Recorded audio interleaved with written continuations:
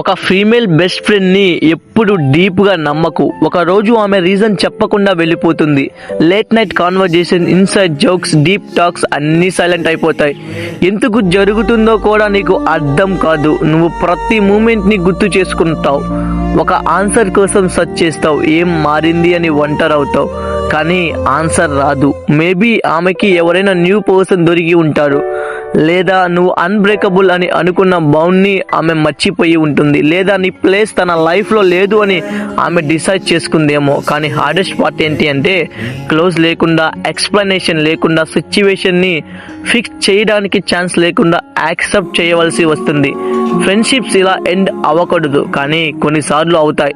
అప్పుడు నీకు అర్థమవుతుంది, ప్రతి ఒక్కడిని లైఫ్లో తీసుకున్నామంటే వాళ్ళు లైఫ్లో ఉంటారని కాదు. సో మూమెంట్స్ని వాల్యూ చేయి, కానీ చాలా టైట్గా హోల్డ్ చేయకూడదు. సాఫ్ట్గా హ్యాండిల్ చేయి. ఎందుకంటే మన మీద మనం నమ్మకం ఎక్కువ పెడితే వాళ్ళే సైలెంట్గా వెళ్ళిపోతారు. వాల్యుబుల్ కంటెంట్ కోసం మన పేజ్ని సబ్స్క్రైబ్ చేసుకోండి, లేకపోతే మీ ఫీడ్లో మన వీడియో ఎప్పటికీ కనిపించకపోవచ్చు.